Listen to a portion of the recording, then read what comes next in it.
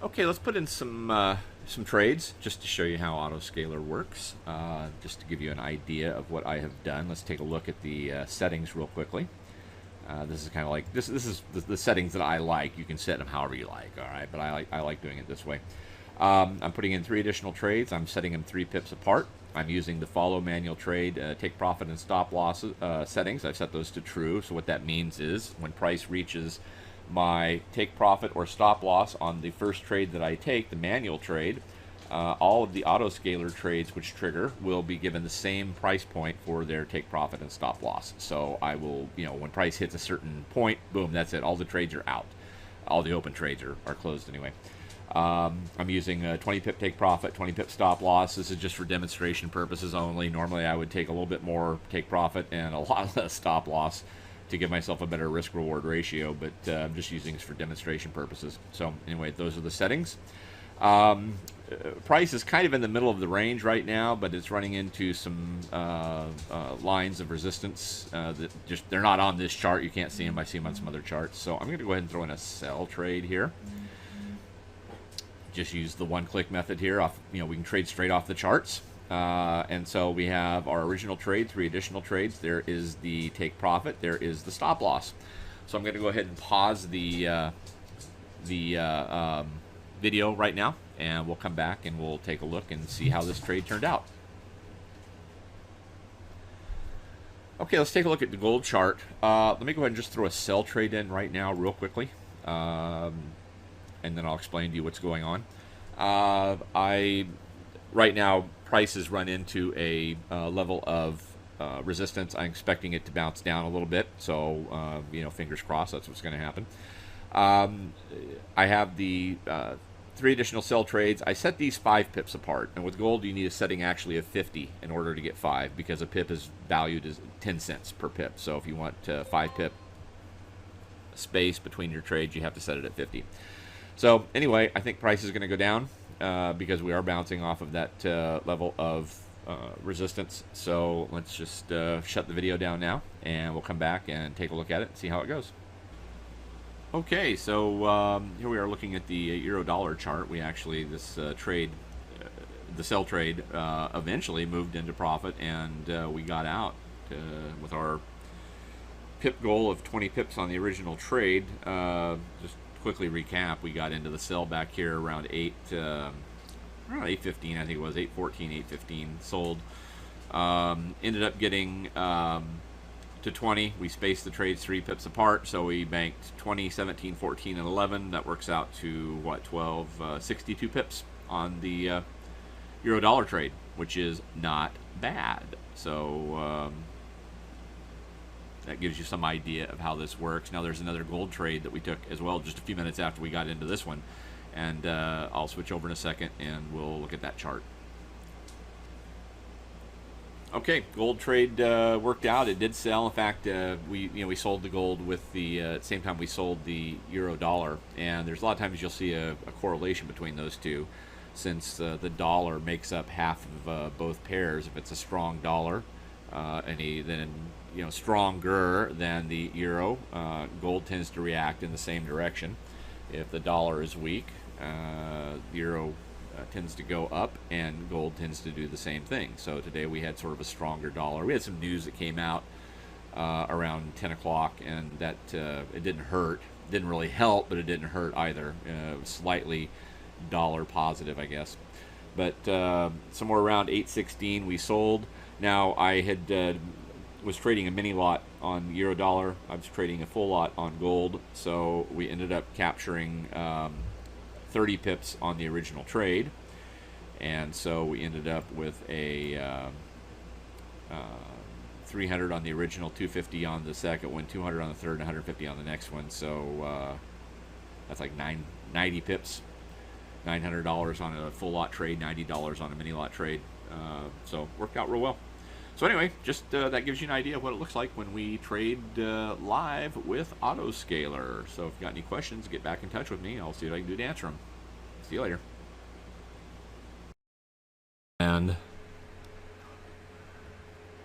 yeah, no, actually, I'm looking at probably either Laughlin, Nevada, or possibly one of those little towns in Arizona. Okay, there we close. That would be the buy. Let's see what happens.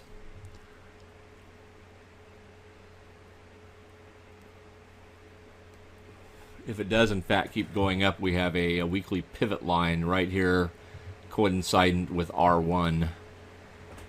So that may be not the most we could hope for. You know, your overall loss exposure. That's 12 is kind of optimal. I wanted to use 10, but the problem with 10 is because of the spread, you can find yourself in a position where you're not even forming a full box and you're still getting tapped out. So it just seems 12 is kind of like optimal. If we do get past it, then I like this trade a lot more. Also running into the 200 on the 1 minute, so we have sort of a concurrent lines. But we're above everything on the 15, and that bodes well too.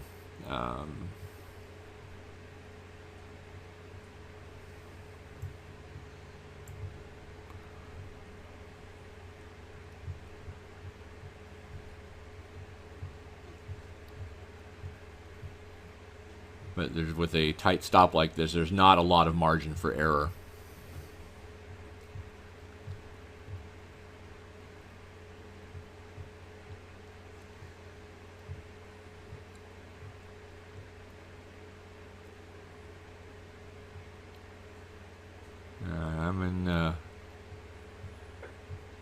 Should be in trade number 2 now.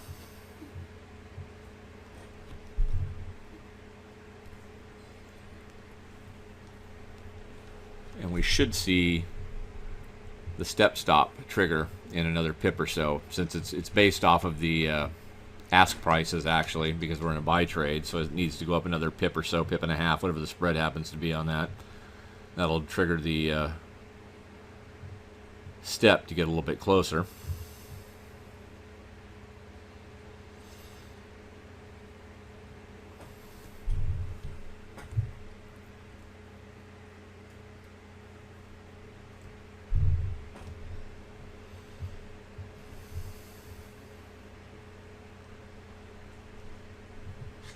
And it just moved.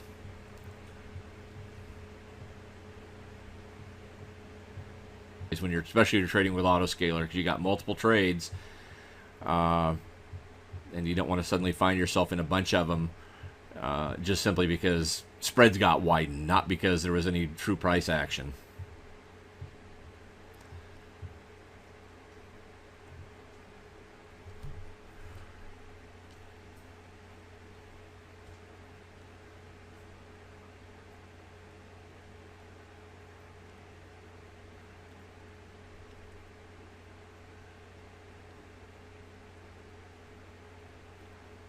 So far, 22 has been a bit of a problem. If we get, 23, 24, I'm going to feel a lot better about this.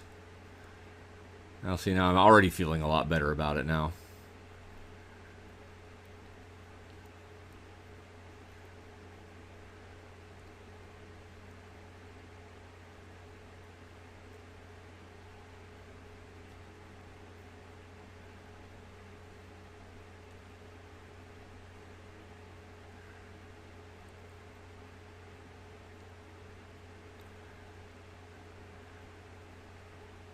Yeah, we cleared all the major lines on all 3 charts. The 50, 100, 200 were above everything now, which is good. Like I said, the big issue now is, can we get up to or past this weekly pivot at 38?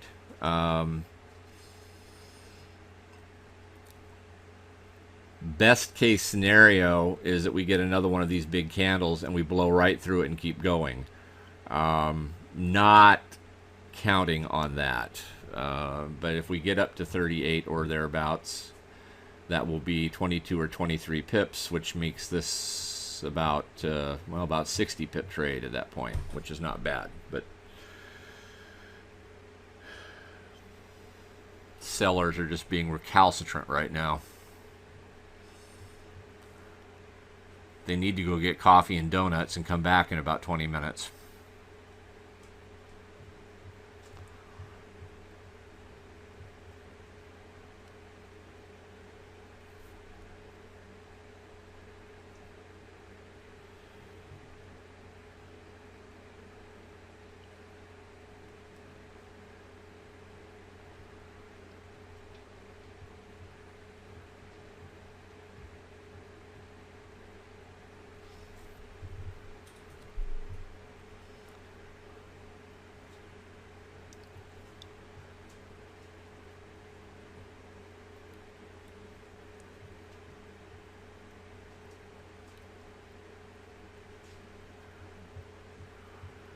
Well, for better or worse, I am in all 4 trades now.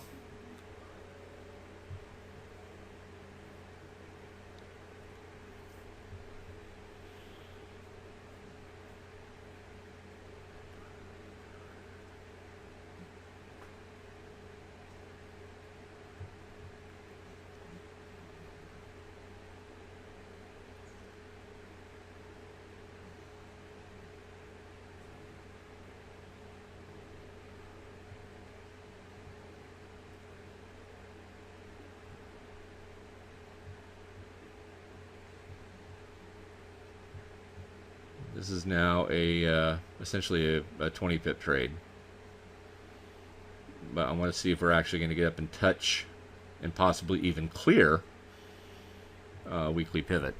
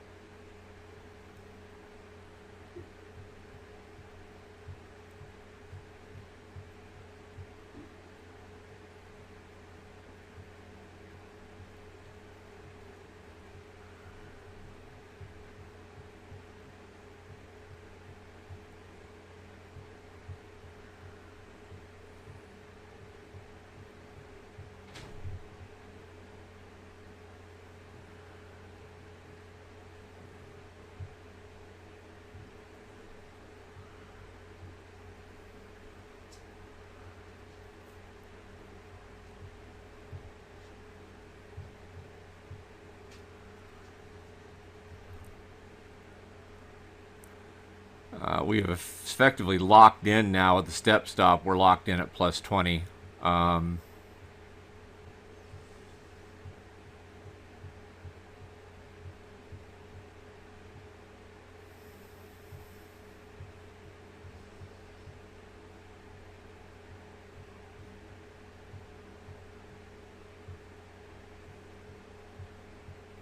If we fall back to 50, I'm closing it.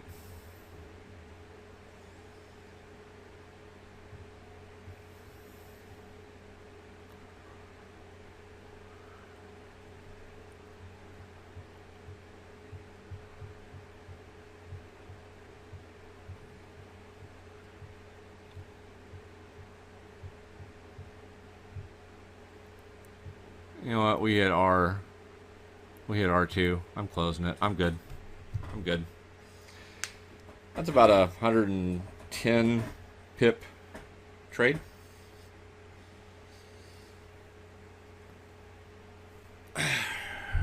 I'm good.